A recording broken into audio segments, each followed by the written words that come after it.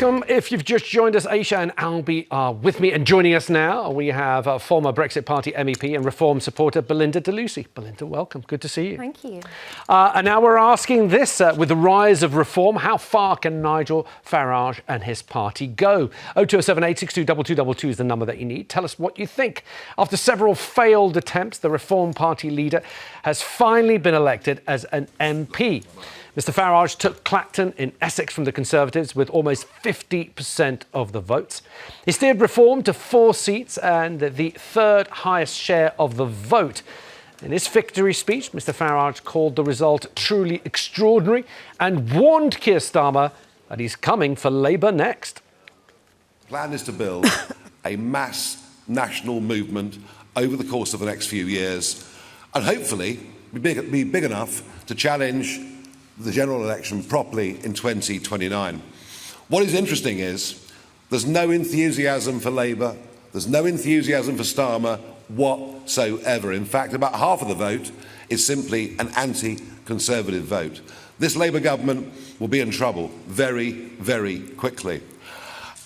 We will now be targeting Labour votes. We're coming for Labour, be in no doubt about that. Belinda, I'll ask you, how do you feel today? It was an extraordinary night for Reform Party. It was extraordinary. I haven't been able to go to sleep because the adrenaline ever since Lee Anderson won his seat in Ashfield was streaming through my body. I just had to stay awake for the whole night and then watch the other 3 Reform candidates win their seats. I felt near to tears, if I'm being honest, that hope and a faith in another choice, another democratic option for people to vote for if they want the best interests of British and our country to be served first. And Nigel Farage, the job he did in Clacton, Rupert in Great Yarmouth, Lee in Ashfield, and Richard in Skegness, Boston and Skegness. These chaps and all the candidates and campaigners, thank you, because I see a path now for Reform to actually grow through the vacuum, because I think there's going to be the shortest political honeymoon in history with Labour, and they're going to become very unpopular very quickly. All the candidates and campaigners, even the racist ones.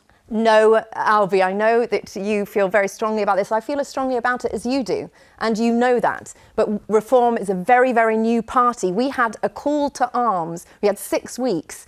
And we didn't have the decades and centuries that the Conservative Party or the decades Labour Party have to establish a good campaigning network through the country. We didn't have that. So, of course, nutters are going to get through. But as long as Reform dealt with them quickly and swiftly, they know they're not welcome in our party. We were the most diverse party in Parliament, the Brexit Party. Albie, you know that. I know you're not racist. No, I just mentioned that there's clearly an issue with candidate selection in your party. And I do hope that by the next general election, all of that is sorted out. And I hope so I was too. appalled at watching my friends like you going out on television defending the absolute nonsense that some of the Reform candidates and activists, Excuse me, not Albie, defending, thank you. but I would correct yourself right there. But trying to say that it was some sort of conspiracy theory. It was a plant done by Channel 4 or a plant from the Conservative Party. Those were things that you and other people said, so, Albie, and I was appalled by that. You can be appalled because I was exactly in the same way, appalled by the racist things that were said by that Andrew volunteer leafleter. Right, volunteer leafleter, not a candidate, not someone, a sitting MP. Think about the Green Party. They've had to investigate 20 of their candidates for anti-Semitic social media. You know, your party had an MP watching porn in Parliament. And I have condemned them every degrading time. for women. Okay. And I condemn them. But stop throwing accusations out to Reform UK when it's a smattering of You fringe tried to say it was a conspiracy theory. That's what you have been saying. Rather than taking responsibility, as I did with my party, what you and your party do is say it's all some grand conspiracy against the Reform Party. To Andrew, anyone else. It's outrageous. No, not at all. Anyone else. Personal I feel responsibility. Exactly the same as you, but we've taken too long to talk about it. I want to focus on the result. I also want to focus on what we heard there from Nigel Farage. Aisha, he says he's coming for the Labour Party. Are the Labour Party going to be worried about Reform? Well, let's see, because, I mean, it's one thing giving it the big one. Let's see what happens. I mean, if Keir Starmer gets on and delivers for the people of this country, then let's see what Nigel Farage does. I mean, I think the appeal of Nigel Farage and his great success is that he's like a political influence. He's a political disruptor. He's very, very good at criticising. He's brilliant at diagnosis, but he never has to fix anything. You know, Brexit was an absolute disaster. A lot of his, policies don't really add up. But it doesn't matter for him because he's a disruptor. That he's never going to sort of be in charge, and he wouldn't want to be in charge anyway. He's a disruptor. But listen, it's a democracy. If he wants to come after any party, it's a democracy. That's how it works. He's a conviction politician over decades, though. All right, let's speak to Wendy, who's called from Clacton-on-Sea. Wendy, are you celebrating this morning? I wouldn't say that I was actually celebrating. I'm actually a socialist, and I voted Green. Yeah. But I'm not upset that Nigel's got in, because I do believe that he can do some good in that area. If he does what he said he was going to do, like if he does provide housing and provide jobs, and it would be great for Clacton, because there's a lot of drug influence here, and there's a lot of unemployment, and it's a very poor area. Well, this is going to be the interesting thing, Wendy. He's going to have to do the job of an MP. So do you see Nigel Farage being in the constituency on Fridays, running his surgery? Is that what you're expecting of him? Well, I hope so, because that's what he said he was going to do. And I'd also say to anybody in Clacton that's got problems, they can now write to Nigel, and hopefully he will do what he says he's going to do. And this will be a great thing. And we have to be positive about where we are, really. Okay. Let's see where we go. Okay. Wendy, thank you. Belinda, as Aisha said, Nigel Farage has been hugely effective communicator. He's been on the outside, doing a lot of commentary, shifting a lot of opinion. This is the first time, yes, he was an MEP for a long time, but this is the first time that in UK politics he will have the responsibility of being an MP, a Minister of Parliament. He's going to have to run surgeries. He's going to have to deal with people like Wendy's issues at the local constituency level. Is he up to that job? Absolutely. I mean, if you've noticed during the campaign, Nigel... But he did give an interview where he said, I don't want to be spending my Fridays in Clacton. I think that was tongue-in-cheek. I think... So you think he's going to be there on the Fridays, running the surgeries, being a good local constituency MP? I have no doubt. Have you not seen him, the only leader of a party that has been walking through the streets, in the pubs? He attracts the local man, woman. They come up to him. When I walk with Nigel, we're campaigning together, he gets cheered by crowds because people love him, and they've seen the decades of service and duty he's given to this country. I mean, we had 6 weeks to set up a party, right? We are now we came second in 98 seats, four MPs in Parliament. This is extraordinary, and I think it's incredibly exciting, the future of reform in the next 4 years. I think Nigel's going to be PM in 2029. Nigel's going to be Prime Minister in 2029. That's your prediction? I'm going to make a bet on it today. From 4 MPs, he's going to win an overall majority, or do you envisage that he's going to take over the Conservative Party? I think the Conservative Party, or MPs in the Conservative Party, might come to reform, yes, and that might happen. But I think the climate in a couple of years, when the people who voted Labour see that mass immigration is still going on, high taxes, nothing will have changed. We've just seen a swap of middle management from empty vessel technocrats, and I think both parties are going to suffer, and reform will be the one to surge through. OK, let's hear what David in Shropshire has to say. David, good morning. How far do you think Nigel Farage can go? Do you agree with Belinda that he can be Prime Minister in 2029? Well, to be quite honest with you, I'm quite worried and fearful, actually, because, I mean, if ever a party like Reform came to power, they would dismantle many of the things which has benefited the people of this country for decades. They would trash the National Health Service. We wouldn't have any of that left. And they've said they want to have a much smaller state. Well, to have a smaller state, you have to dismantle things. So for those reasons alone, I would never vote for them. I mean, Aisha, there is that fear from some people, David being one of them. We heard from Tim Montgomery earlier, looking at what's happening across Europe. There is that fear that parties like Reform are looking for that smaller state. Do Labour have to allay that fear and do it quite quickly? Labour has to govern in the best way for the country. I don't think Labour should be chasing Reform. Remember, Reform have currently got the same number of MPs as the Greens do, and the Greens have lots of issues which are really important to people as well. So what the Labour Party must not do is just kind of chase one small party because they're frightened of them. They have to take a decision about governing in the best interest of the country, and then it is for the people to decide, come the next election, what they think about how they've done. But I think this idea that we all dance to Nigel Farage's tune is frankly ludicrous. Albie, as Belinda was mentioning there, we know that Reform came second in about 98 seats, mostly hindering the Conservative vote, splitting that Conservative vote. Having had a quick look today, if you took the Reform vote and the Conservative vote and you put them together, that would have meant it would have meant a Conservative MP, certainly a Labour loss. Do you hold them responsible for this catastrophic night the Conservatives have had? No, I hold the Conservatives responsible for the catastrophic night the Conservatives have had.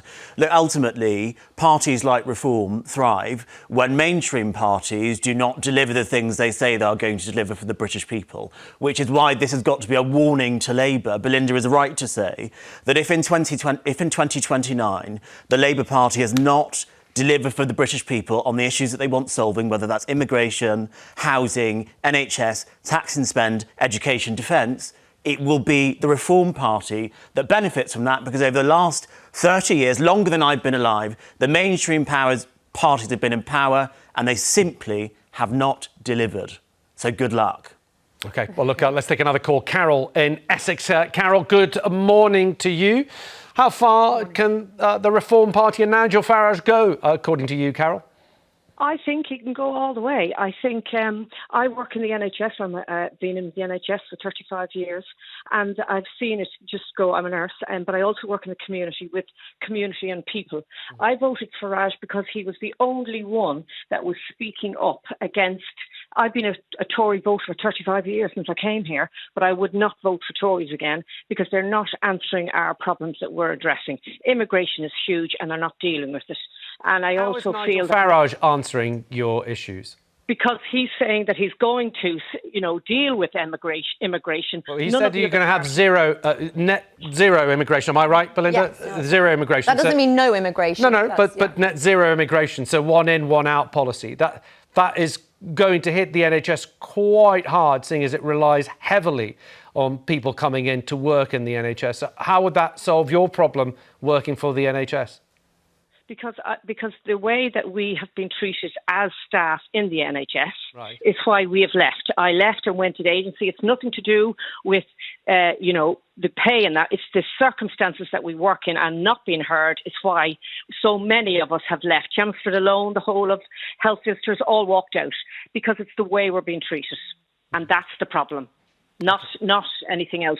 But I think that's why so many are now being taken on from other places. And we're going on a downward spiral now because our pay, we only accepted 5%. It's ridiculous because other people are coming in from other countries and they accept these wages. Okay. We won't.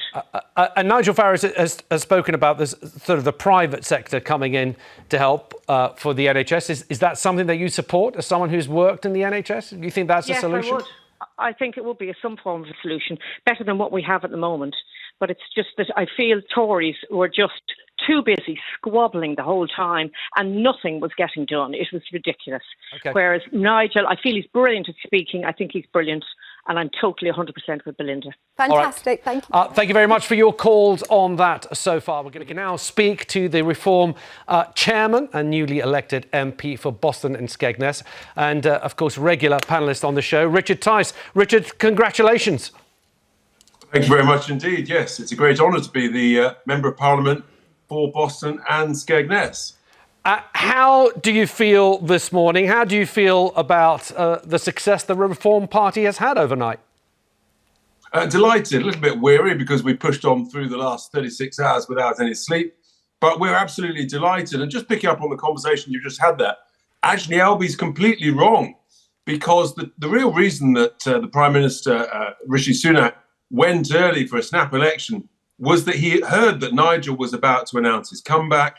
He panicked, and if he hadn't got early, then we would have had even longer to plan, to get everything organised, and we would have made an even greater indent into an autumn election. So he was caught between the devil and the deep blue sea, as I think Belinda touched on. Richard, if that's the risk true, of ever more boats coming in the summer, and Richard, frankly, the economic growth is starting to tail off already. OK, Richard, Albie? if that's true, why is it that after Rishi Sunak announced the election, Nigel announced that he wasn't going to stand and he was going to move to America to help Donald Trump with the campaign?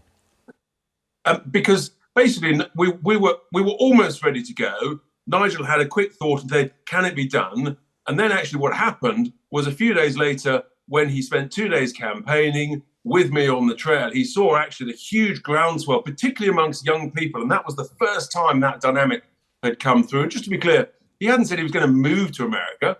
He was just going to said that he could provide some assistance to it. But the key for us was, what were we ready? And look, the reality is, if it had been any later, the damage to what is now a very, very damaged Conservative Party would have been even greater. We've secured, I think, well over 4 million votes.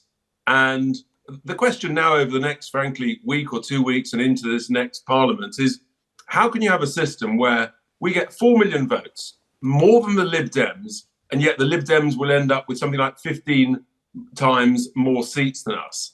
And more people say, this electoral system is not fit for purpose, it's utterly flawed, and people are going to demand reform of that amongst reform of many other things in our broken Britain. Aisha, what do you make of that point? Reform 4 million votes, the Lib Dems just over 3.5 million, Lib Dems 71 seats, Reform 4.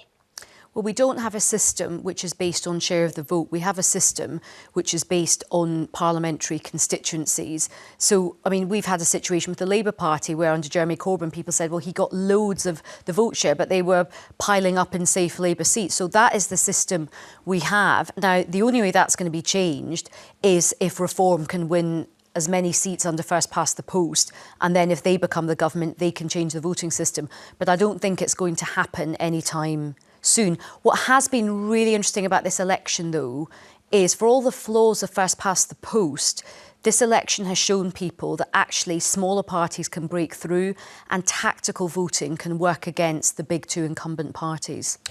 Richard, what's your plan now? 4 of you are heading to Westminster as MPs.